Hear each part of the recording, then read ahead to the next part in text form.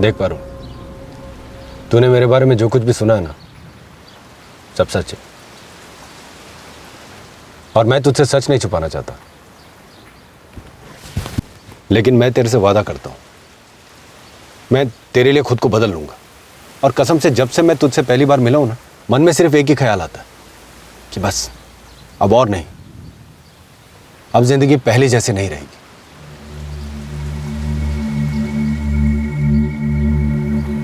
काश के हम पढ़ सकते कि दूसरों के दिमाग में क्या चल रहा है। काश के जो नजर आता है वही मन में हो। काश किसी के छुपे मकसद को हम जान सकते। काश, हालांकि ये मुमकिन नहीं।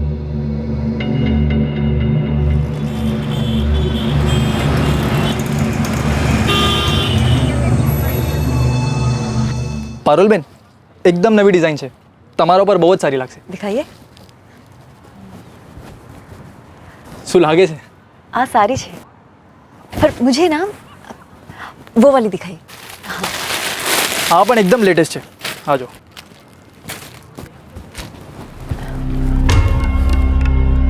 देख, तेरे को जो भी पसंद है, जितना भी पसंद है ले ले, ये मत सोच कितने का है, ठीक है? विनोद, अब आप आ गए हैं तो आप बताइए ना कौन सी साड़ी खरीदूं। पारुल, मेरे को क्या समझेगा ये सब साड़ी वाड़ी, ये सब तू ही देख ले।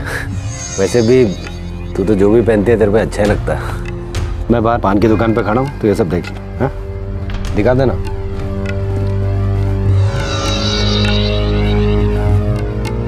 શું કરું લક્ષ્મણભાઈ? સારી का बिल बनाओ कि नहीं? शो करो, कोई समझ नहीं पड़ती। विनोद भाई की होने वाली बीबी है ये। अरे पर 12 साड़ी पसंद की उसने। पूरे शहर में मेरे ही दुकान मिली थी क्या उसको? एक काम कर दो आप, थोड़ा ज़्यादा डिस्काउंट दे दो। हाँ ये सही है, पैसे दे तो भी ठीक, और नहीं दे तो भी हम क्या कर सकते हैं। कितना हुआ लक्ष्मण भाई?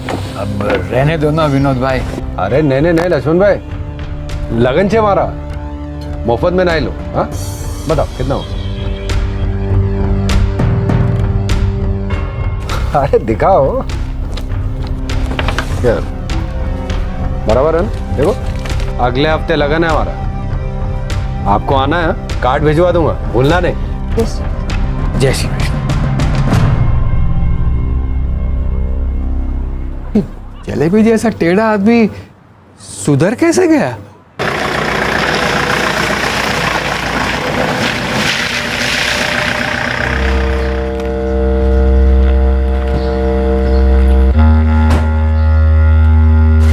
जय श्री कृष्ण बा। जय श्री कृष्ण।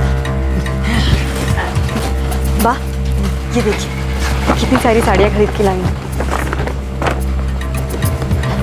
सरस छे ना? हाँ। विनोद भाई, ए कार्ड मस्त है। आ जाओ विनोद भाई, मुझे ये बहुत पसंद आया। अरे यार, ये सब हमको क्या समझेगा, ये सब दुल्हन को दिखाओ, वही बताएगी। हाँ? पारुल, इन सब कार्ड में से एक सबसे अच्छा वाला कार्ड चुनो।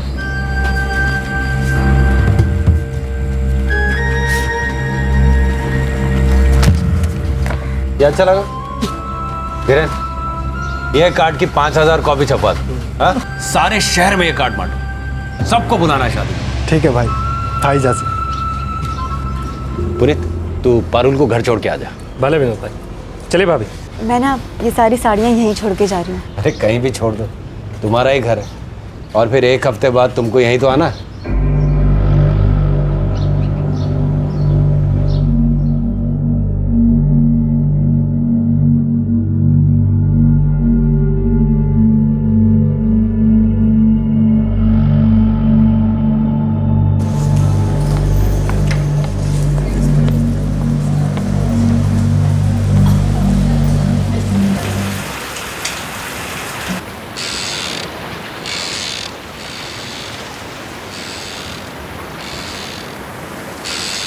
कोकिला, पारुल ने फैसला सोच समझ के तो किया है ना? इन्हें खबर है वो क्या कर रही है।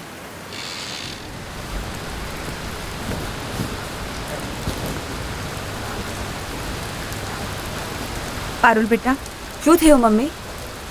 तूने ठीक से सोच लिया है ना? मतलब तू जो करने जा रही है। 4 दिन बचे हैं लगन को, तुझे क्या लगता है मैं बिना सोचे समझे करूंगी क्या? भले तू जो ठीक समझे।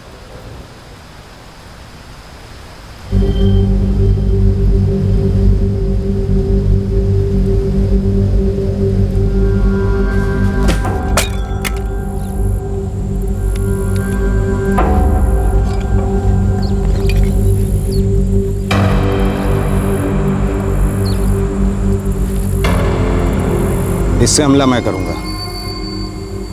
तू ये ले विलास, माजी को तू पकड़ना और कंदर तू पारुल बहन को पकड़ना। ठीक है। પણ ફૂલજી अरे खबर तो पक्की है ना, मतलब वो घर में अपनी माँ और पारुल के साथ अकेला मिलेगा ना? अरे खबर पक्की छे, उनके आदमी मोरी कनल गांव गए हैं शादी के कार्ड बांटने। हम आज ही रात में उन सबको निपटा देते हैं। एक तरफ जोरों से शादी की तैयारी चल रही थी, दूसरी तरफ एक कत्ल की। हमलावरों के पास शादी वाले घर में हो रही हर घटना की सही जानकारी थी।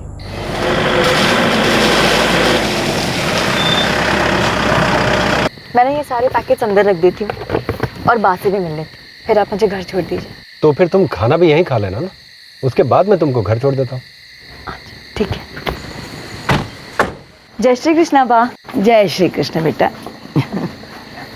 बा खाना खा लेते? हाँ, मैं तुम दोनों की राह देख रही थी। चलो मैं 2 मिनट में हाथ मुंह धो के आता हूँ, ठीक है? 2 मिनट। बा, मैंने ना गहने खरीदे हैं, तब तक दिखाऊं? हाँ दिखाओ ना। अरे वाह,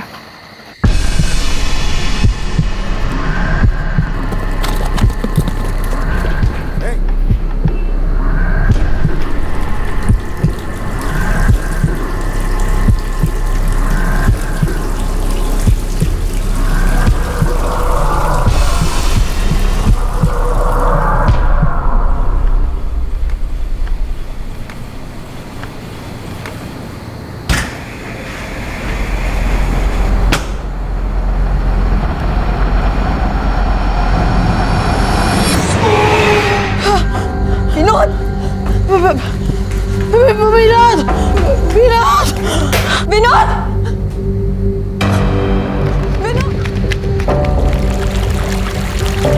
रुको, यहीं फेंक दो। चलो जल्दी यहाँ से निकलना।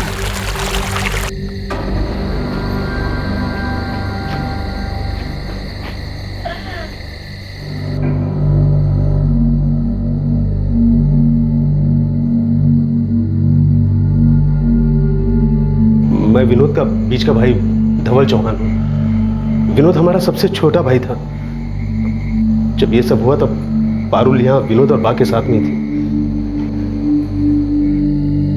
3 लोग थे, उनमें से 2 ने मुझे और बा को पकड़ा, बोले अगर आवाज की तो जान से मार देंगे। तीसरा अंदर गया। कुछ देर बाद जब वो बाहर आया तो तीनों भाग गए। जब मैं अंदर आई तो देखा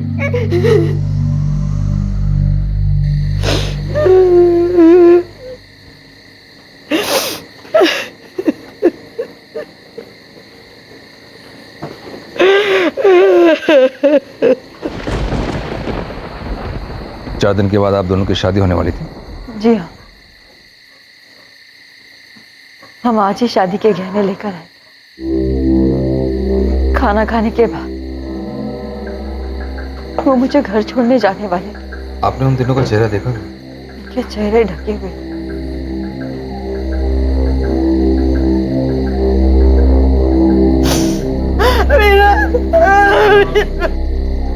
सर, एक बात तो साफ है, वो तीनों विनोद चौहान को मारने के इरादे से आए थे, वरना इतने गहने खुले में रखे हैं और किसी ने हाथ तक नहीं लगाया। इसके साथ ऐसा होना कोई हैरानी की बात है।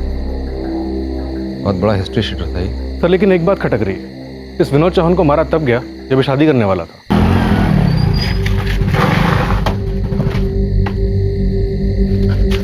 विनोद भाई, विनोद भाई,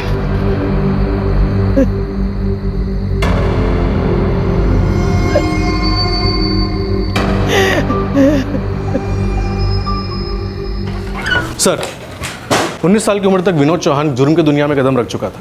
खून, डकैती, गैंग वॉर, हर साल उसके जुर्मों की लिस्ट लंबी होती जाती थी। जब ये सब हुआ उसके वो 2 साथी वहाँ नहीं थे? हाँ सर, वो लोग मोरी कनाल गए थे विनोद की शादी के कार्ड बांटने। एक तो वजह हो सकती है कि आपसे दुश्मनी, किसी राइवल गैंग ने मार डाला हो। दूसरी कोई वजह हो सकती है? सर, उसके दोनों भाई हितेन और धवल उससे बहुत पहले अपने रिश्ते तोड़ चुके हैं। दोनों भाइयों में कोई अनबन?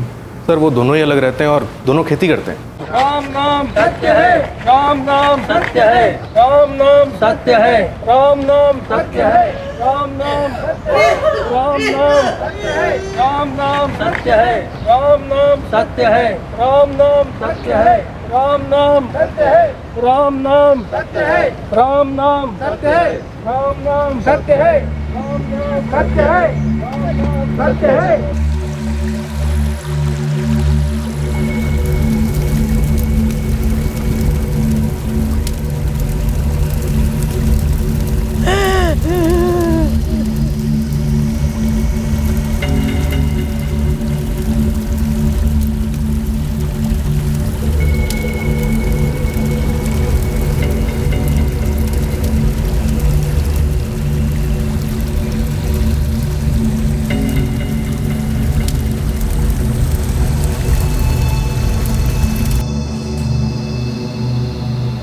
विनोद अपने सारे गलत काम छोड़ चुके थे सर।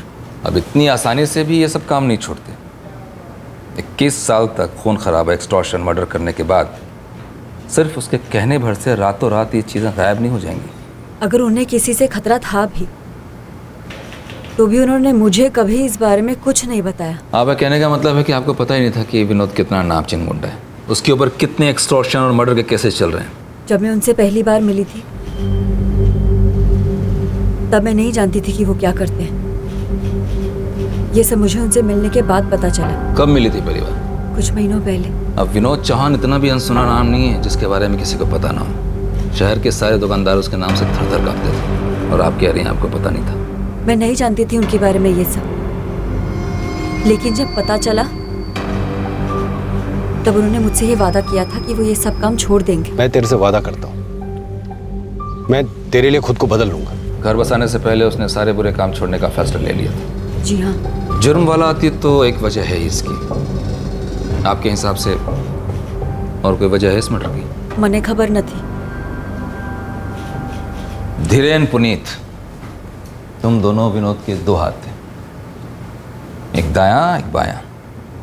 मैं मानने को तैयार नहीं हूं कि तुम दोनों के इस हमले की कोई खबर नहीं थी। उस रात चुपचाप दोनों निकल लिए? साहब, हम लोग विनोद भाई के लगन का निमंत्रण बांटने मौरी कनाल गए थे। और जो थोड़ीपन खबर होती ना सर कि विनोद भाई के साथ ऐसा कुछ होने वाला है, तो हम लोग कभी उनको अकेला नहीं छोड़ते। ऐसा कैसे मान लो कि तुम दोनों को पता ही नहीं था? विनोद भाई ने सारे गलत काम छोड़ दिए थे। वो तो घर बसाने की बात कर रहे थे। तुम चाहते हो कि मैं तुम्हारी बात पे यकीन कर लूं? सच यही है सर, विनोद भाई अपनी बात के बहुत करीब थे और आखिर उन्होंने अपनी बात की बात मान ली। बेटा तू जे करे छे ना बराबर करे छे, ऐसा कितने दिन चलेगा? मैं भी थक चुका हूँ बा, मुझे भी अब एक अच्छी जिंदगी जीनी है। पहले खेती बाड़ी करते थे ना, बस वही करूंगा। पुनीत, धीरेन, देखो अगर तुम लोग चाहो तो मुझे छोड़ सकते हो, क्योंकि मैंने अब सोच लिया कि मैं किसी हथियार को हाथ नहीं लगाऊंगा और सारे गलत काम बंद कर दूंगा। विनोद भाई, हम हमेशा आपके साथ रहें और आगे भी रहेंगे। आप जो भी काम करेंगे हम आपके साथ हैं। विनोद भाई इतनी आसानी से नहीं छोड़ेंगे आपको। और ऐसा क्या था जिसने विनोद जैसे आदमी को संत बना दिया? प्यार?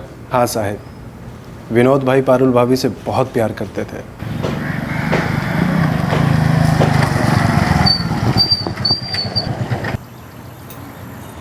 विनोद भाई, जिस औरत को आपने बाजार में देखा था उसका नाम पारुल सोलंकी है। शादीशुदा है क्या? पति को छोड़ चुकी है। आनंद मिस्त्री नाम है उसका, किराने की दुकान है उसका। एक बेटा भी है आनंद से उसका। तेरे को क्या लगता है, पसंद करेगी मुझे? कर से विनोद भाई, और बात करवा मैं सुबह दो। अभी वो अपने मायके बोर पा रही है। मैं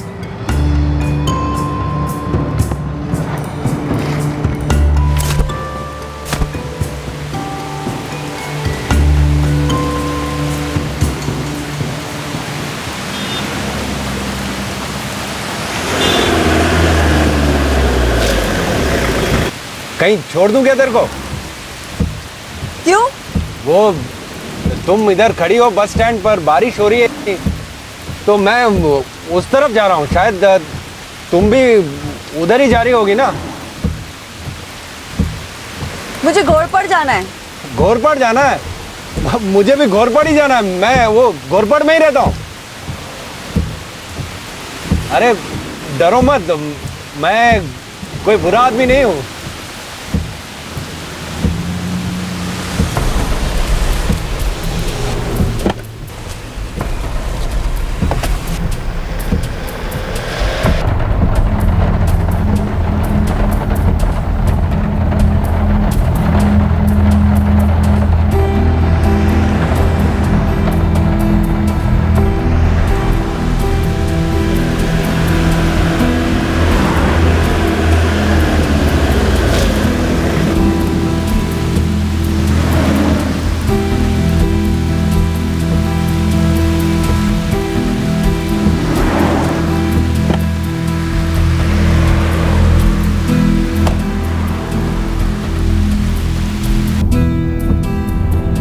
आप रोज घोरपड़ से भोरपारी आते जाते हैं? हाँ, वो मेरा काम वो साइड पड़ता है ना, तो और आजकल तो घोरपड़ से भोरपारिया जाना अच्छा लगने लगा है।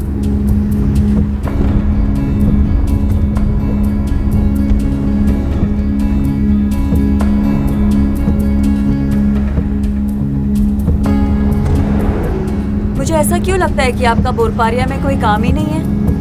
काम तो कुछ नहीं है। तो फिर आप रोज क्यों आते जाते हैं? ये सब क्या सिर्फ इसलिए कि मैं आपके साथ रोज सफर कर सकूं? यही वजह है ना?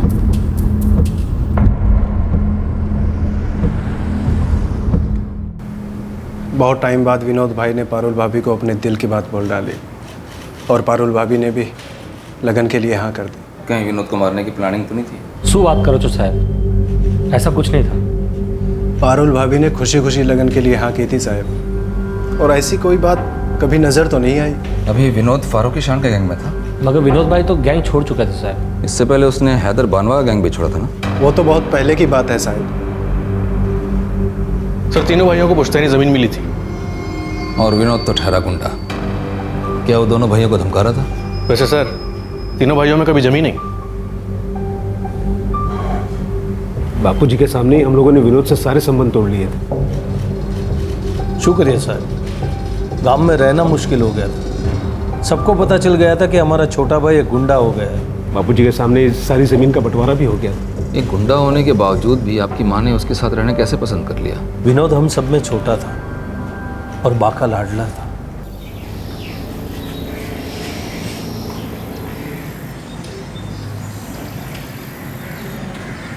एक तरह से अच्छा ही हुआ कि लगन नहीं हुआ। पारुल का फैसला एकदम गलत ही था। उसकी जिंदगी का फैसला वो ले साहब, मुझे क्या, मुझे कोई फर्क नहीं पड़ता है। हमारे बीच सब खत्म हो चुका था। हमने एक दूसरे को तलाक भी दे दिया था साहब। उसने तुम्हें और तुम्हारे बेटे दोनों को छोड़ दिया। पर सच कहूँ तो साहब उसका गलती नहीं है।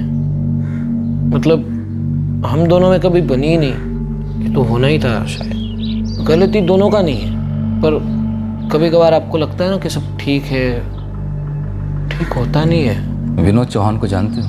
हाँ। पारुल ने जब उससे शादी का फैसला किया, सुन के तुम्हें धक्का नहीं लगा? धक्का क्या साहब, मेरी तो जैसे मति गुम हो गई थी। कुछ समझ में नहीं आ रहा था कैसे वो किसी गुंडे मवाली के साथ शादी कर सकती है। तो रोका क्यों नहीं उसे? समझाया उसे? नहीं, हमारे भी बातचीत बंद हो चुकी थी। मतलब हम छुट्टा छेड़ा के लिए अर्जी दिए थे 8 महीने पहले। 1 महीने पहले छुट्टा छेड़ा हो गया, तो उसके बाद शादी का कार्ड देखा मैंने, मुझे भी भेजा था। क्या करता, हंस के टाल दिया बस। तुम्हारा बेटा? नहीं, वो नहीं संभल पाया अभी तक। पारुल के जाने के बाद बस ऐसे गुमसुम सा रहता है। जीरे बाप बेटे बस दोनों। तुम्हें नहीं लगता कि विनोद ने पारुल को जबरदस्ती इस रिश्ते में फंसा के रखा हुआ था? मतलब वो चाह के भी निकल नहीं पा रही हो। देखो, ये वाकई ताज्जुब की बात है कि पारुल ऐसे आदमी के साथ प्यार में कैसे पड़ी। पर साहब एक बात पक्की है, इस मर्डर से पारुल का कोई लेना देना नहीं हो सकता। पारुल ऐसी नहीं है, ऐसा है। वो एक जाना माना मुजरिम था। पुलिस यकीन नहीं कर पा रही थी कि वो अचानक ऐसे जुर्म की दुनिया छोड़ सकता है। इस जुर्म के पीछे जाती दुश्मनी का भी कोई एंगल नजर नहीं आ रहा था। बचता था सिर्फ एक एंगल, जुर्म से जुड़ा उसका अतीत। यहाँ उसके कत्ल की कई वजहें हो सकती थी।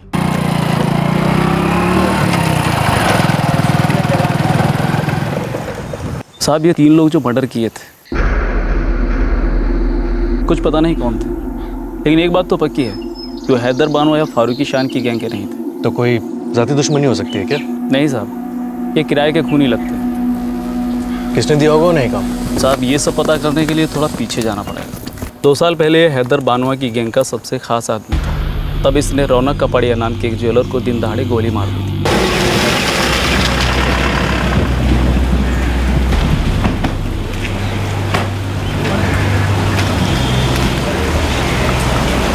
क्या रौनक भाई, 2 महीने का टाइम दिया तुमको। हाँ, 12 फोन किया, ना तुम फोन उठाता है ना तुम्हारा पैसा आता है। अरे विनोद भाई, कहाँ से लाऊं 50 लाख रुपए? धंधा भी नहीं है। जितना बन पड़े मैंने हैदर भाई को दे दिया। अब आप हर रोज मांगते रहेंगे तो मुझे तो अपना धंधा छोड़ के आपकी गैंग में काम करना पड़ेगा। साला बाप दादा के जमाने से ये सोना चांदी का बिजनेस कर रहा है। इतना दबा के रखा है कि तेरे आने वाली 7 पुश्ते खाएगी, और बोलता है कि पैसा नहीं है। तो ले, आज से तेरा ये धंधा ही बंद। हाँ?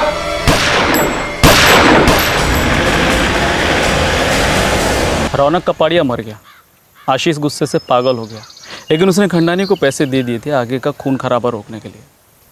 तो क्या ये आशीष अपने बाप के खून का बदला ले रहा है? अब बाप के खून का बदला कौन नहीं लेना चाहेगा? सबकी नाक में दम कर रखा था इसने। हैदर बानवा खुद इससे परेशान था, तभी उसकी गैंग छोड़ के फारूक की गैंग में चला गया, और साल भर पहले इसने वडोदरा में 2 और लोगों को टपकाया।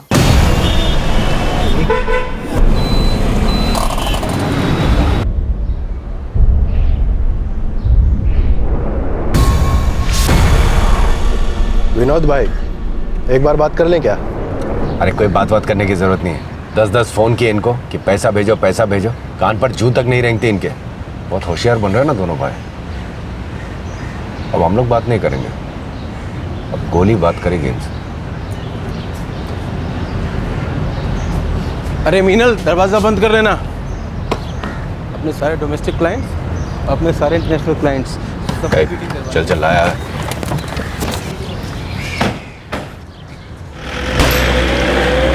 सांगवी भाइयों का कंस्ट्रक्शन का काम था।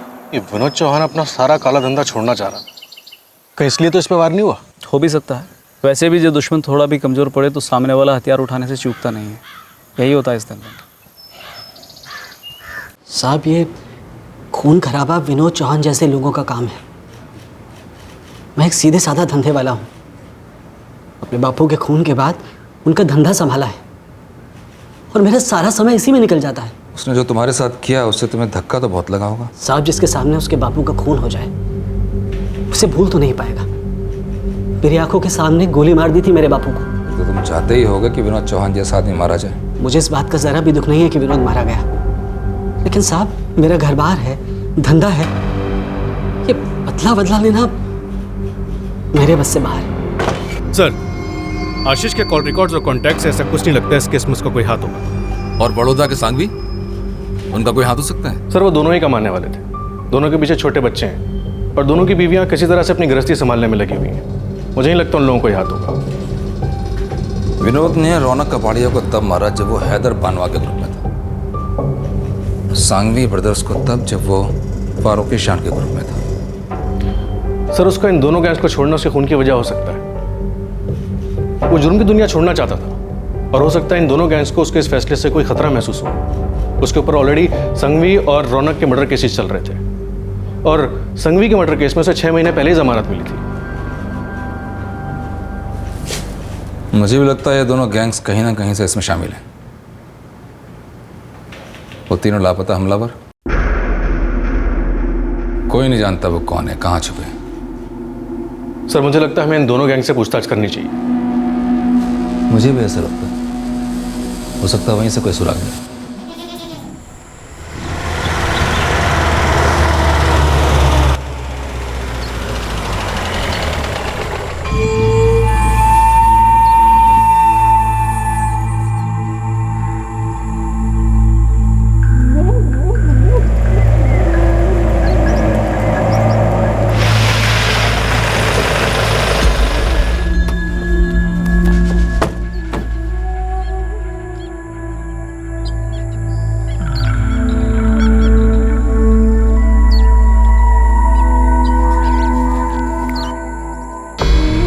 साहब ये हमारे गैंग का काम नहीं है साहब। तो किसका काम है?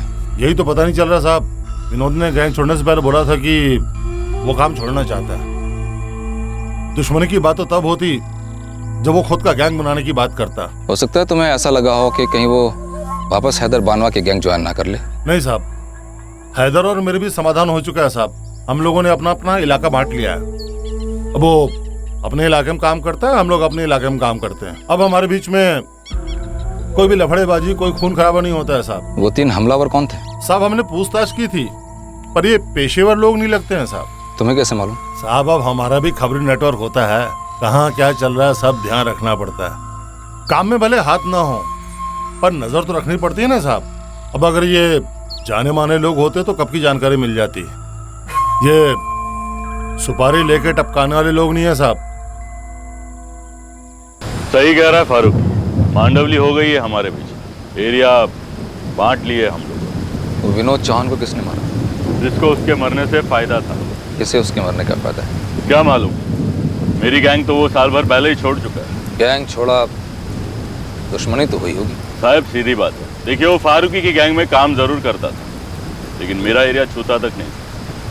फिर दुश्मनी किस बात की? और वैसे भी वो धंधा छोड़ने वाला था, तो रही सही कहा सुनी भी खत्म हो चुकी।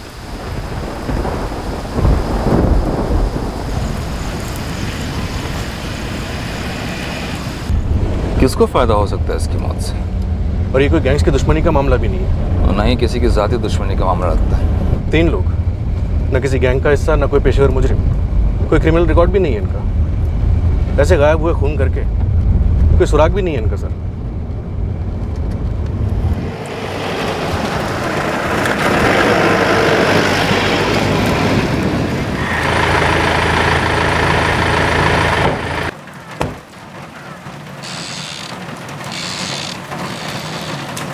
पारुल सोलंकी कर्माचे साहब बहुत सदमे में बैठी। हमें उससे बात करनी है।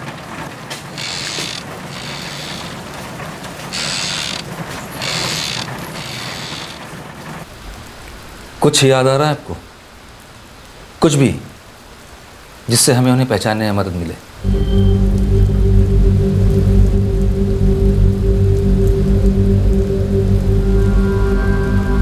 नहीं, वो तीनों एकदम से अंदर आ गए और उनके चेहरे ढके हुए थे, इसलिए मैं ठीक से देख ही नहीं पाई उनको। हो सकता है उन लोगों ने आपस में एक दूसरे को गलती से नाम लेके बुलाया हो। उनमें से किसी ने भी एक दूसरे को नाम लेके नहीं बुलाया।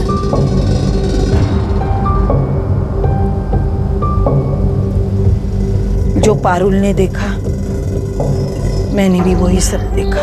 विनोद ने जब जुर्म की दुनिया को छोड़ने का फैसला किया, उसने कुछ बताया आपको कि उसकी जान को खतरा हो सकता है?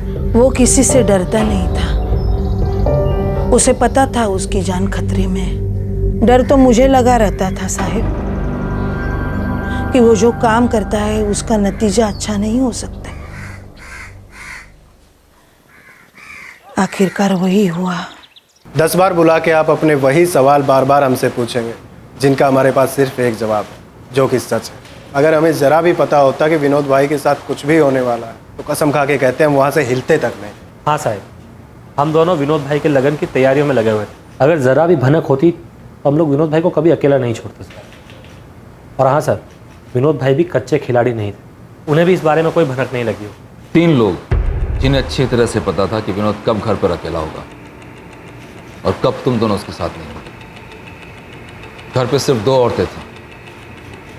हैरानी की बात तो यह है कि जो खुद ऐसे मर्डर्स प्लान करता था, उसका मर्डर भी उसी तरीके से हुआ। किसी की बुरी नज़र लग गई साहब विनोद भाई, वरना जब वो गैंग में थे तो किसी माइके लाल की हिम्मत नहीं थी उन्हें हाथ लगाने की। और जब ये सब कुछ छोड़कर सीधे रास्ते पे चलना शुरू किया तो ये सब हो गया। ऊपर वाला ही जाने साहब क्यों हुआ, किसने किया और किस लिए किया। इस केस में किसी भी तरफ से कोई सुराग नहीं मिल पा रहा। एक ऐसा आदमी जिसे सब डरते थे, ऐसे मार दिया गया। हो सकता है उसके गुनाहों का ही नतीजा, लेकिन सिर्फ इसीलिए हम इस केस को नहीं छोड़ सकते। इसे सुलझाना तो होगा ही।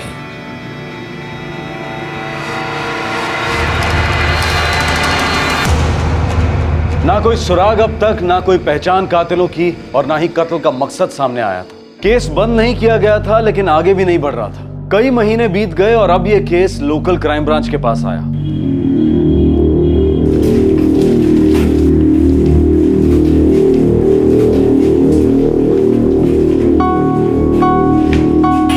Sir, Vinod Chauhan murder case की फाइल देखिए, कोई सुराग नहीं मिल रहा है। तुम्हें क्या लगता है? सर, सारे एंगल्स की जांच हो चुकी है, कोई भी एंगल छूटा नहीं है।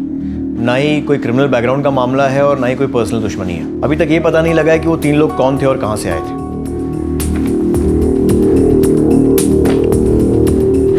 उन तीनों ने ना तो विनोद चौहान की मां पर कोई वार किया और ना ही उसकी मंगेतर पारुल पर। 2 लोगों ने उनको पकड़ा और तीसरा अंदर जाकर विनोद चौहान को मारा है, लेकिन उन दोनों को कुछ नहीं किया। हाँ सर। मकवाना, तुम्हें अजीब नहीं लगता? उन तीनों के चेहरे ढके हुए थे, जैसे उन तीनों को मालूम हो कि कुछ गड़बड़ नहीं होगी, उन्हें कोई पहचान नहीं पाएगा। सर, आपका कहने का मतलब है कि जानबूझकर उनकी पहचान नहीं होने दी गई? हो सकता है।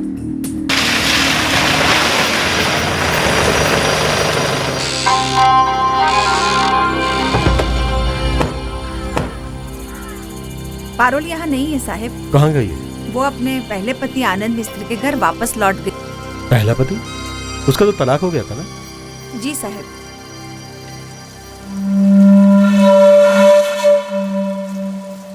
जी नहीं साहब, वो उसकी भूल थी। अपने पहले पति के घर वापस लौटना?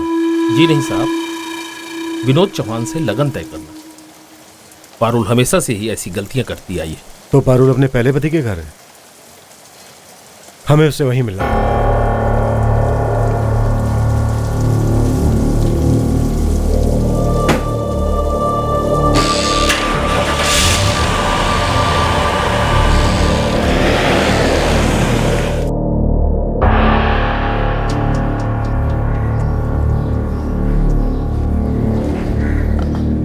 आनंद, मुझे माफ कर दो। जो कुछ भी हुआ, जो तुमने सहा, जो हर्ष ने सहा, वो सब मेरी गलती थी। पारुल, जो भी कुछ हुआ उसे भूल जाओ। शायद वो होना जरूरी था। उससे तुम्हें पता तो चला कि तुमने क्या खोया है।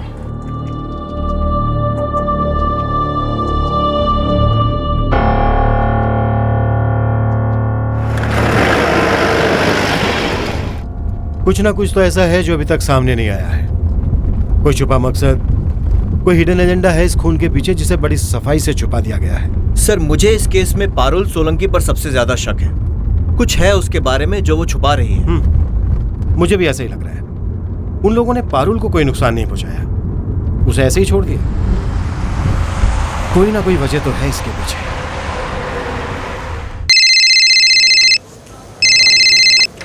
हेलो, आनंद मिश्र। हाँ बोलो। जो क्राइम ब्रांच से गिरीश मोदी बोल रहा हूँ। हाँ जी, हाँ बोलिए। मुझे तुमसे मिलना है, ऑफिस आ जाओ। कब तक आ सकते हो? साहब, दोपहर को आऊँ, 2 से 4 दुकान बंद रहती है। ठीक है, आ जाओ, मैं तुम्हारा इंतजार कर रहा हूँ। मकवाना, दोपहर 2 बजे ठीक इसी वक्त तुम पारुल से बात करोगे। सर।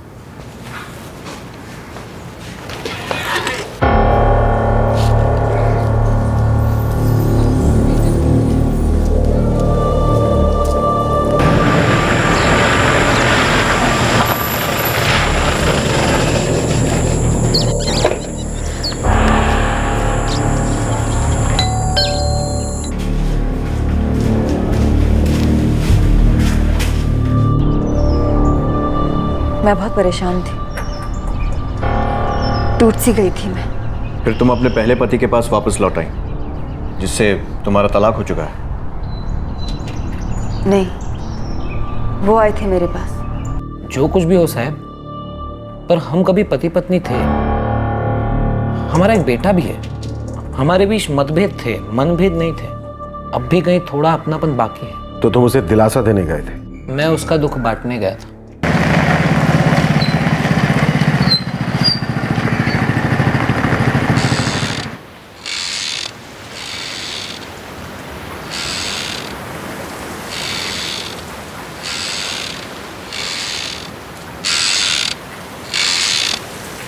पारुल केम छे बा? वो उदास है, सदमे में बैठी है।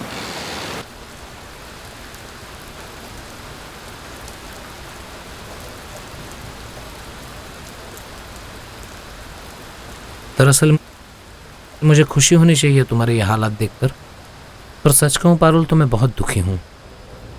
एक वक्त था जब हमने सुख दुख बांटा है।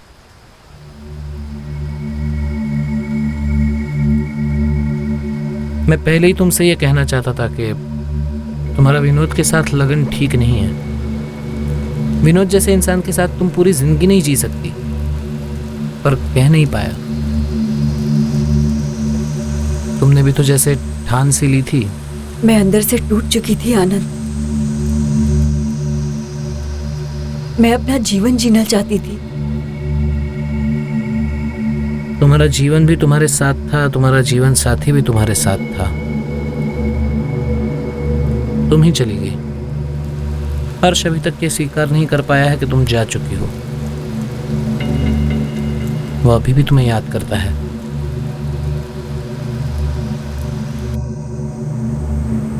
तो तुमने उसे वापस लौटने के लिए राजी कर ही लिया? हाँ साहब, हर्ष के लिए। उसी के लिए मैं चाहता था कि पारुल वापस आ जाए। हर्ष पर ही बहुत ज्यादा असर हुआ था पारुल के चले जाने का। मैं अपनी जिंदगी जीने के लिए वापस आई। तो पहले क्यों चली गई थी? मेरे और आनंद के बीच सब कुछ ठीक नहीं था। क्या ठीक नहीं था? किस बात पर नहीं बनती थी? हम लोग एक दूसरे के साथ नहीं रह सकते थे। शादी के 14 साल के बाद ये बात तुम्हारी समझ में आई? कभी कभी बहुत समय लग जाता है ये समझने में कि जैसा हमने सोचा था वैसा हमेशा होता नहीं है। मगर जो ठीक नहीं था उसे फिर से ठीक करने में बहुत कम वक्त लगा तुम्हें। फिर पारुल भी वापस लौट आई तुम्हारे पास। एक नई जिंदगी की तलाश ने पारुल को पूरी तरह से बर्बाद कर दिया था। इस हादसे से बहुत टूट चुकी थी। वैसे विनोद से शादी भी एक हादसा ही होती, क्योंकि गुंडा था वो। एक ना एक दिन ऐसी ही मौत आनी थी उसे। पर शादी के फैसले के वक्त पारुल को इस बात का अंदाजा नहीं था। मुझे नहीं पता वो 3 लोग कौन थे। मैं उनका चेहरा नहीं देख पाई क्योंकि उनका चेहरे ढके हुए थे। मेरा बेटा स्कूल से वापस आ गया, उसे मेरी जरूरत है। क्या मैं? बिल्कुल।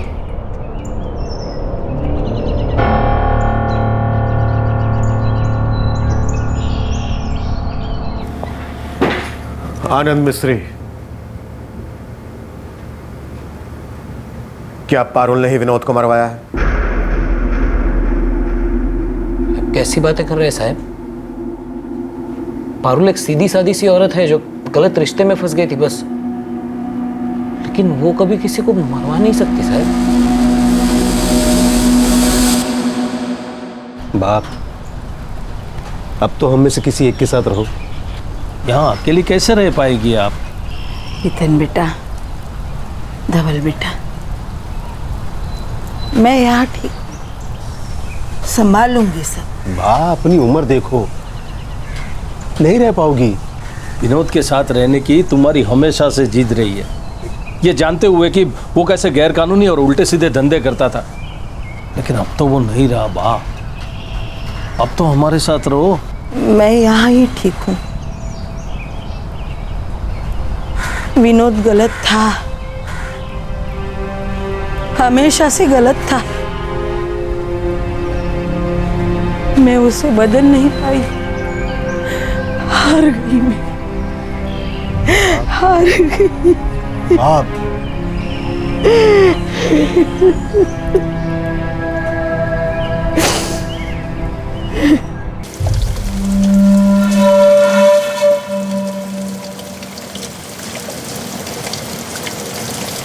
उसने कभी हमारी बात नहीं मानी, हमेशा अपनी चलाती है। अब तो कुछ समझ जाए, जिंदगी में जो हो रहा है उसे माने और अपनी जिंदगी संवारे।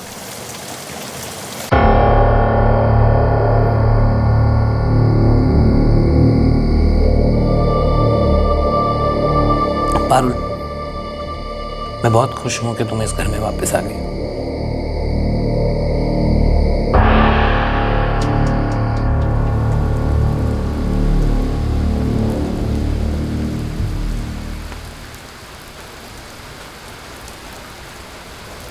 दो लोग पारुल और आनंद अलग होते हैं। पारुल विनोद के साथ रिश्ता जोड़ती है, विनोद मारा जाता है। उसके बाद पारुल वापस आनंद के पास लौट आती है। इस सब में से किसी साजिश की बुनी आती? मतलब दोनों के अलग होने का कोई खास मकसद था? जानबूझकर तलाक लिया गया। विनोद चौहान से पारुल का प्यार भी एक सोचा समझा कदम था, ताकि विनोद प्यार में पड़ जाए और उसे मार दिया जाए। हो सकता है ऐसी कोई साजिश। कहीं छोड़ दूं क्या तेरे को? मैं तेरे लिए खुद को बदल लूंगा। मन में सिर्फ एक ही ख्याल आता कि बस अब और नहीं। मकवाना, ये पारुल और आनंद की हिस्ट्री निकलवाओ, हर छोटी बड़ी बात पता करो। मुझे लगता है इस बार जरूर कुछ हाथ लगेगा। क्या सचमुच कोई साजिश थी? कुछ था इनके बीते कल में? विनोद की मौत के बाद पारुल का ऐसे अचानक अपने पहले पति आनंद के पास लौट आना पुलिस को बहुत संदेहजनक लग रहा था। जिसकी हत्या हुई उसका इतिहास जुर्म से भरा था, लेकिन उसकी हत्या में किसी गैंग का शामिल ना होना यह पुलिस को बहुत अजीब लग रहा था।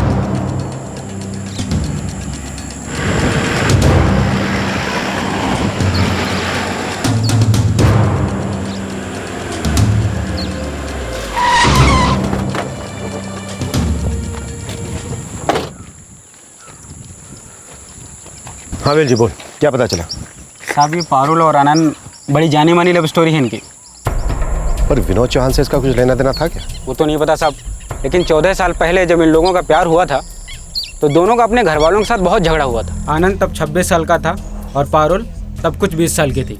मुझे ना समझ में ही नहीं आ रहा है कि अगर बापूजी को हम दोनों के बारे में पता चलेगा ना तो वो क्या बोलेंगे। कभी ना कभी तो पता चलेगा ना पारुल। बता दो उनको। मैं बता दूं या तुम साथ चलोगे? हाँ, मैं आऊंगा। पहले तुम्हारे बापूजी से बात करेंगे, फिर मेरे बापूजी को बताएंगे। तैयार रहना, दोनों उछल जाएंगे।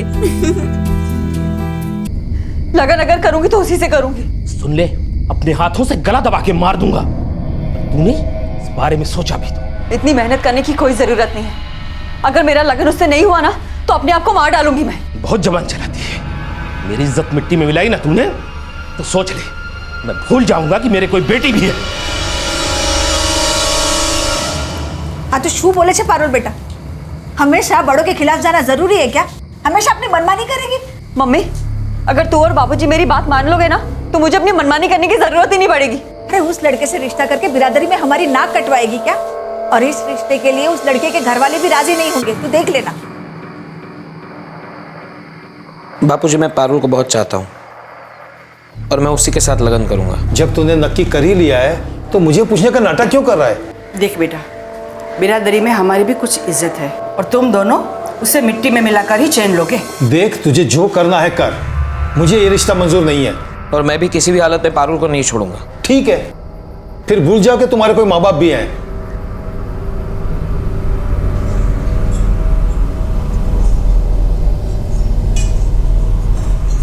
आनंद, ऐसे गुस्सा करके क्या होगा?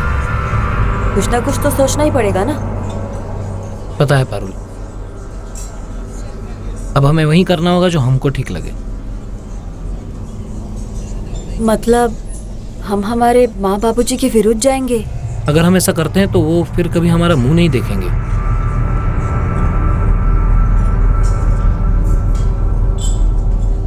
अपने घर वालों से इतना लड़ झगड़ कर दोनों ने शादी की, फिर 14 सालों में ऐसा क्या हो गया कि दोनों अलग हो गए? पूरी जिंदगी थोड़ी ना हनीमून होता है।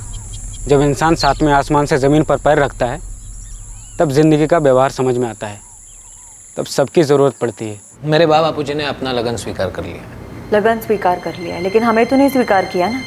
मुझे तो नहीं अपनाया, बोल दिया जाके दूसरे घर में रहो। हाँ तो तुम्हारे बापूजी ने क्या अलग किया? आनंद, मैं माँ बन चुकी हूँ और अब मुझे समझ में आता है मेरे माँ बापू के दिल की बात।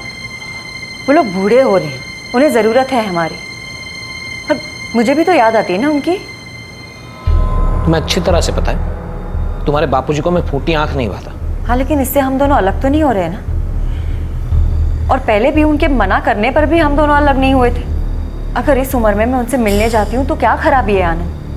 मेरे माँ बापूजी हैं वो। मैंने कहा ना, तू उनसे नहीं मिलोगी बस। क्यों नहीं मिलोगी? हर्ष को भी घर परिवार मिलेगा, नाना नानी का प्यार मिलेगा। और वैसे भी आनंद, उन लोगों को अब हमारे साथ रहने से कोई शर्म नहीं आती। इतना समय बीत चुका है, सब कुछ बदल गया है, लेकिन आप बिल्कुल नहीं बदलना चाहते। नहीं बदलना चाहता, नहीं बदलूंगा।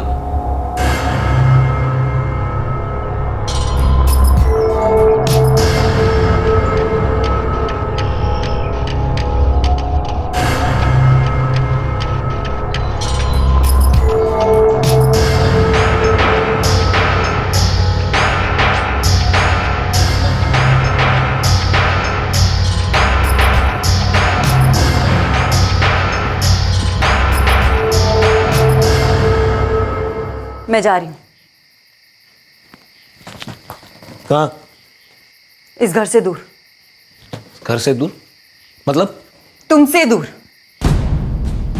मैंने तुम्हारे लिए मेरा घर छोड़ा, बाबा जी को छोड़ा तुम्हारे साथ ये घर बनाने के लिए। मैंने भी वही सब किया था आनंद। सब कुछ छोड़ छाड़ के आई थी यहाँ मैं तुम्हारे साथ। और ऐसे ही छोड़ छाड़ के चली भी जाओगी?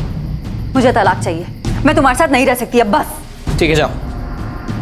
मैं भी नहीं रहूंगा तुम्हारे साथ, लेकिन एक बात याद रख, मैं तुम्हें हर्ष को ले जाने नहीं दूंगा। वो मेरा बेटा है।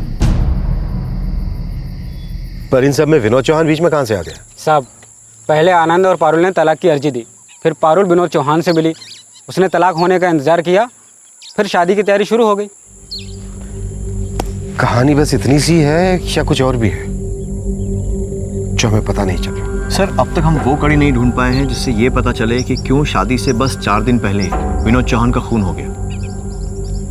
नहीं साहब, जहाँ तक हमें याद है पारुल या आनंद के घर वालों से हमारा कोई लेना देना नहीं था। जबकि पारुल और विनोद के लगन की बात हमें बहुत देर बाद पता चली, जब वो फैसला कर चुके थे तब। ये छोटा शहर है, जब पारुल और आनंद की लव मैरिज हुई तो बिरादरों में बहुत हल्ला मचा था, सबको पता तो होगा। अरे साहब, कुछ बातें घर की 4 दीवार के बाहर आती ही नहीं है, भले ही चाहे कोई बिरादरी के बाहर जाकर कुछ करे। हम उस वक्त थोड़ी खुसर पुसर हुई थी, लेकिन इतना भी नहीं कि शहर भर को पता चल जाए।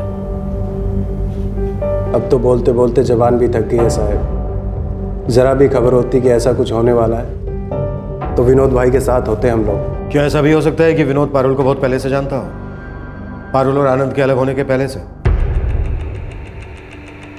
कुछ ऐसा हुआ हो कि कोई पुरानी वजह झगड़ा बन गई हो? क्या पारुल और आनंद के अलग होने की असली वजह विनोद था, या फिर कोई और वजह थी पारुल की विनोद से इस तरह से बदला लेने की? नहीं साहब, ये क्या बात कर रहे हैं आप? जहाँ तक हम लोगों को मालूम है, विनोद भाई तो पारुल भाभी को जानते भी नहीं थे। जमानत पे रिहा होने के बाद ही वो पहली बार पारुल भाभी से मिले थे। इसके पहले उन दोनों के बीच में कुछ भी नहीं था सर।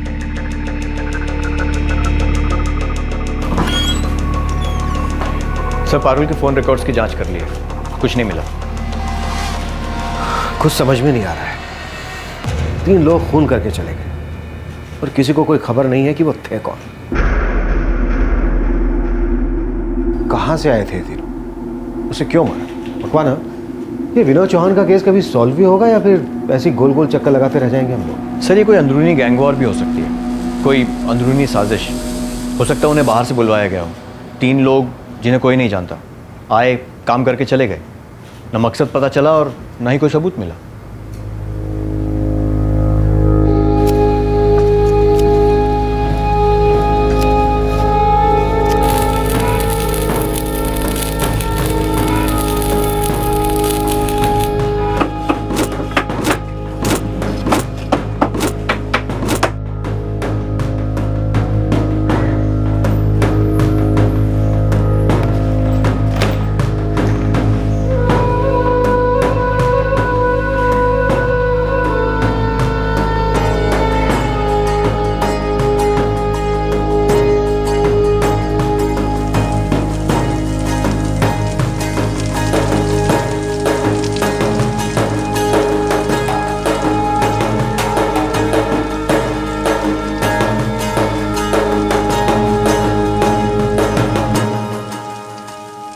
क्या ये केस ऐसे बिना सुलझे ही रहने वाला था? हमलावरों या उनसे ये हत्या करवाने वालों के बारे में कोई सुराग नहीं मिल रहा था। किसी जाती दुश्मनी के भी कोई आसार नजर नहीं आ रहे थे। अचानक एक ऐसा नजरिया सामने आया जिस पर अब तक किसी का ध्यान ही नहीं गया था।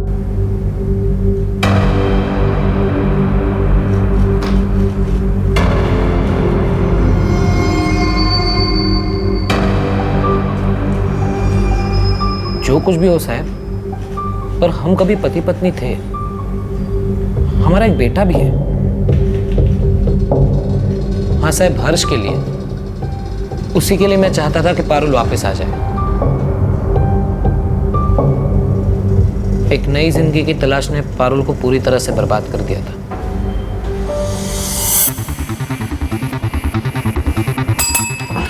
सर, मकवाना, मुझे लगता है अब तक हम इस केस को गलत नजरिए से देख रहे थे। एक एंगल को तो अब तक हमने छुआ ही नहीं। पारुल ने आनंद को छोड़ा है। ये भी तो हो सकता है कि आनंद नहीं चाहता हो कि पारुल और विनोद की शादी हो। पर उसने अपनी मर्जी से पारुल को तलाक दिया था। फिर भी इस एंगल के बारे में हमने नहीं सोचा है। मकवाना, ये जो तीनों हमलावर हैं, हो सकता है आनंद के साथ इनका कोई रिश्ता हो। पता लगाओ।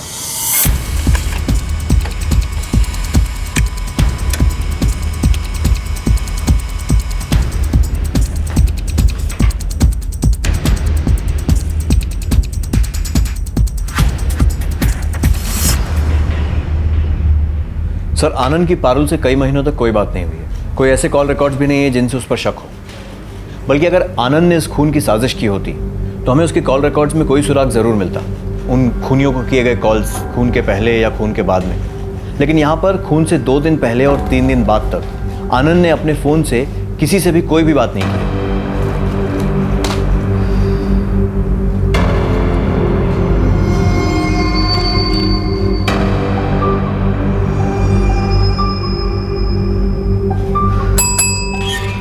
सर, मकवाना, वो फोन रिकॉर्ड्स लेकर आओ, मुझे फिर से देखना है। सर, मर्डर से 2 दिन पहले और 3 दिन बाद तक कोई फोन कॉल ही नहीं है। Yes sir. 5 दिन तक किसी से कोई बातचीत नहीं। जी हाँ। मतलब उसने अपना फोन बंद कर दिया होगा। हो सकता है सर।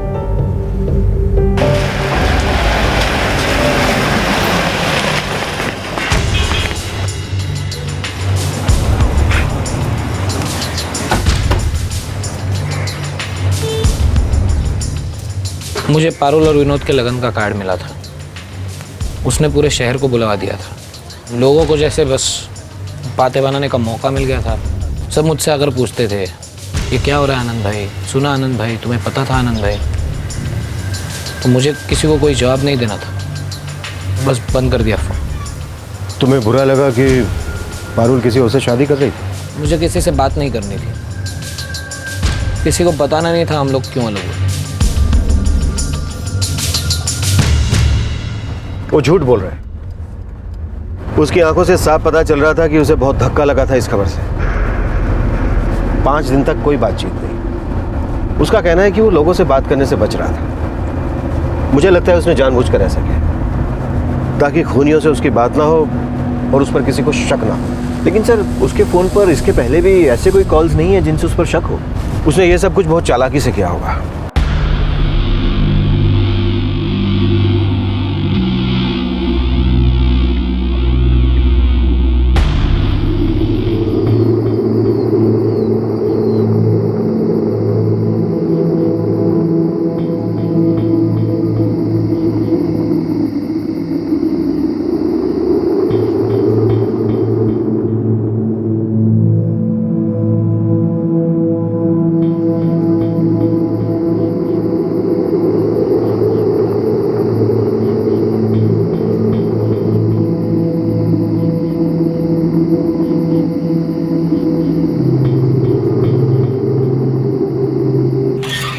सर, आपका शक सही निकला। विनोद चौहान के मर्डर से 3 दिन पहले करीब 113 नए सिम कार्ड्स खरीदे गए और उसमें से एक आनंद मिस्त्री के नाम है। Yes sir. मकवाना, हमें पहले से ही इस एंगल में सोचना चाहिए था, पर पहले किसी का इस तरफ ध्यान ही नहीं गया।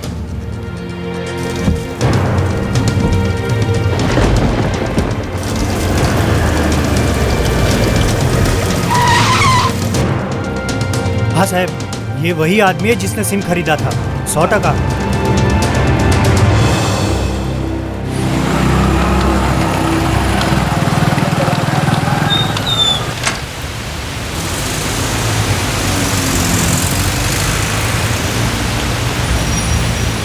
भाई साहब, ये कब तक चालू होगा? लगभग 4 कलाक में हो जाएगा। हो जाएगा ना? ठीक।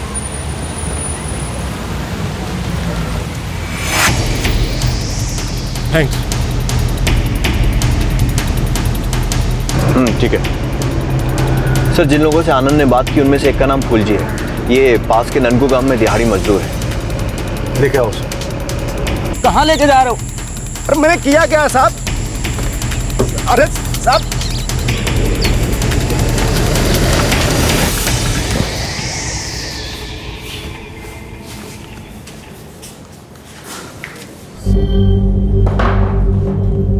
फुलजी, तेरे साथ 2 लोग और थे। कौन थे वो? विलास और कंदर। कहाँ मिलेंगे?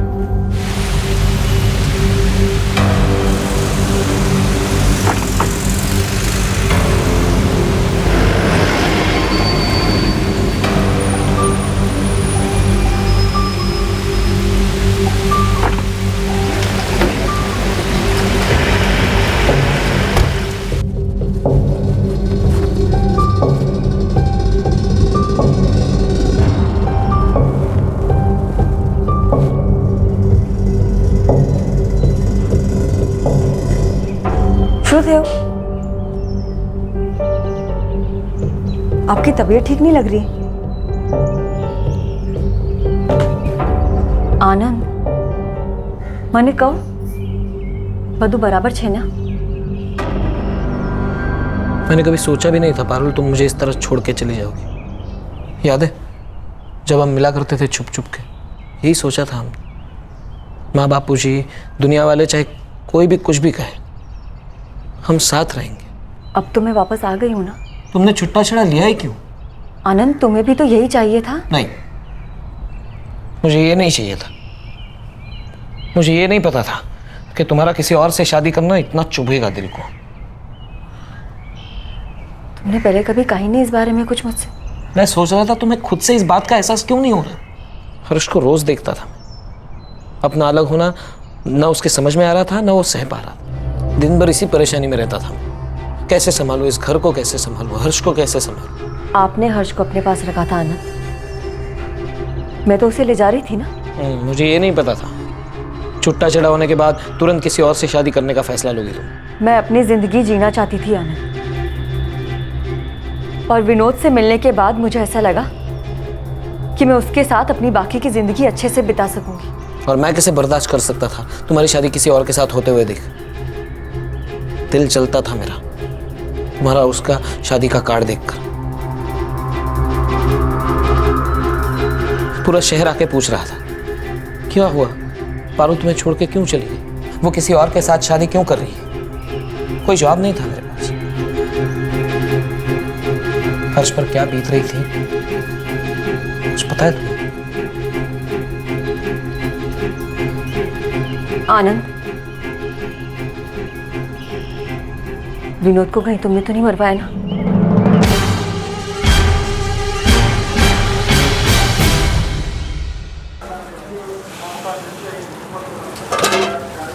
आनंद भाई, आज कोई काम नहीं मिला, पैसे कल दे दूं तो चलेगा? फूल जी, तुम्हें पता है मैं उधार नहीं रखता। आनंद भाई, मैं कहीं भागा थोड़ी ना जा रहा हूँ, कल मैं ज़रूर दे दूंगा। कल याद से दे देना। फूल जी, नहीं आओ तो। जी आनंद भाई। तुम मेरा एक काम करोगे? आनंद भाई, दिहाड़ी मजदूर हूँ, काम की तलाश रहती है, काम को कैसे ना बोल सकता हूँ। आनंद भाई, विनोद भाई कितना खतरनाक आदमी है, आप बरोबर जानते हैं ना। देख, उसे तुझ पे कोई शक नहीं होगा, तुझसे कोई खतरा होगा ये वो सोच भी नहीं सकता है।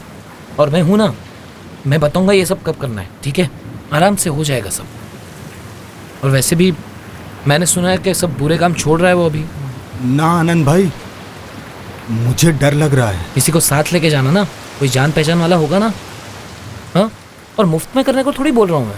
देख, इतना पैसा दूंगा कि 1 साल ऐश से कट जाएगा, समझ फूल जी। मैं नहीं चाहता कि मेरी पत्नी उसकी पत्नी बने। लोग थूकेंगे मुझ पर। 1 साल तक का पैसा, और जब चाहे मेरी दुकान से राशन उठा लेना।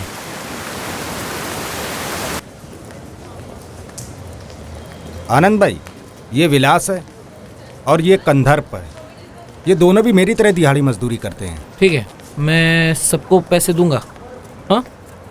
और फ़ोन करके बताऊंगा काम कब करना है। अपना नंबर दो तुम। 444-56-7865। देखो,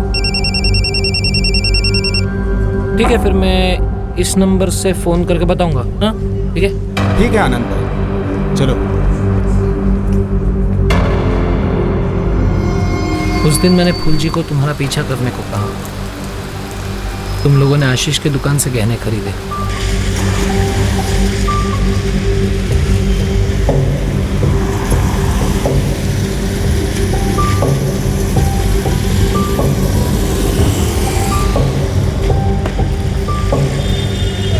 सुन, तू मोरी कनल गांव जाके सबको निमंत्रण बांट के आ जा। भाले विनोद भाई। हाँ?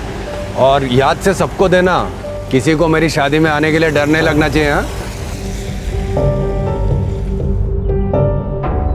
मैंने फूल जी, कंदर पर विलास को उस रात हमला करने को कहा। हम आज ही रात में उन सबको निपटा देते हैं।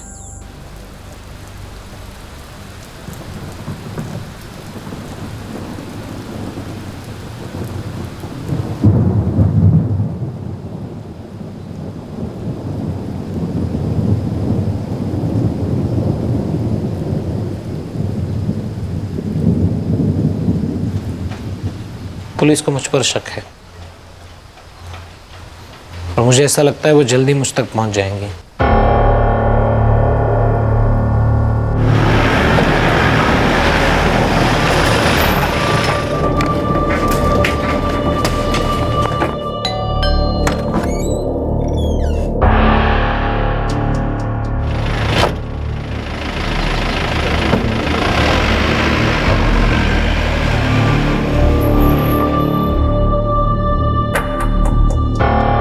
नहीं, पारुल को कुछ नहीं पता। मैंने ये सब मेरी इज्जत बचाने के लिए किया है।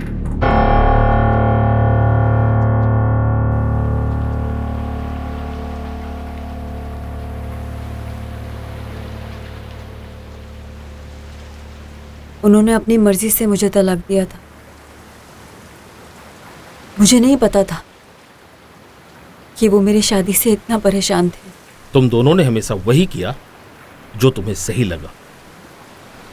घर वालों में झगड़े होते हैं, मनमुटाव होता है, मगर घर बार जोड़ के रखना तुम दोनों का काम था। तुम दोनों को आपस में बैठकर सब सुलझाना चाहिए था, तो बातचीत से सब हल हो जाता है। मगर इस बात का क्या मतलब कि क्या करना चाहिए था और क्या नहीं। अब जो भी हुआ, तुझे अपनी बाकी की जिंदगी ऐसे ही गुजारनी है।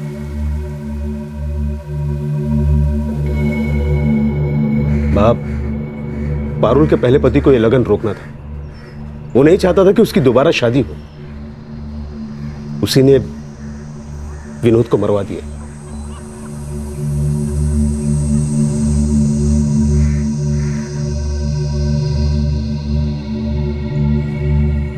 मेरे दिमाग में तो ये बात ठीक से जा ही नहीं रही। जब विनोद भाई को प्यार हो गया, लगन करके घर बसाने की बात सोच लिया, ये धंधा छोड़ने की बात सोच लिया, तब मर्डर हो गया। और ये मर्डर पारुल भाभी के पति ने करवाया।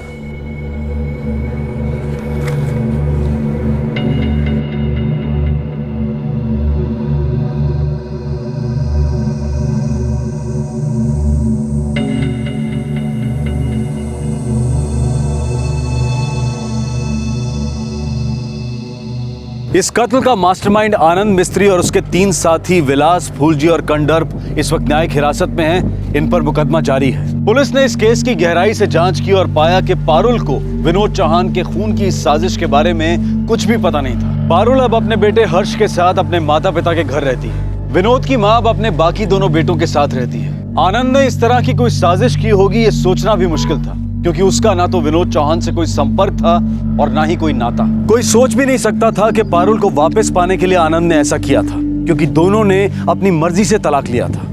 इस केस के दोनों सिरों पर एक प्रेम कहानी थी, एक आनंद और पारुल के बीच और दूसरी विनोद और पारुल के बीच। पर दोनों कहानियों का अंत दुखद हुआ। इंसानी कमजोरी से समझदारी हार गई। ईर्ष्या ने जुर्म का रास्ता अपनाया। आनंद के दिमाग में क्या चल रहा था, क्या मकसद था उसकी सोच में, पारुल समझ ही नहीं पाई। पर सबसे ज्यादा चोट पहुंची एक मासूम बच्चे हर्ष को, जिसने पहले तलाक की वजह से अपनी मां को खोया और अब उसका पिता सलाखों के पीछे है। प्रेम कहानियों और ईर्ष्या के इस जुर्म भरे पेचीदा मामलों के बीच फंसा एक बेकसूर बच्चा। उसके जख्मों की गहराई को कोई नहीं जान सकता था। आपसे फिर मुलाकात होगी क्राइम पेट्रोल सतर्क में एक और नए केस के साथ। तब तक अपना ख्याल रखें, सुरक्षित रहें और याद रखें, सही वक्त सही कदम, सतर्क रहें। जय। इस तरह के और भी एपिसोड देखने के लिए हमारे चैनल को सब्सक्राइब करें और बेल आइकन दबाना ना भूलें।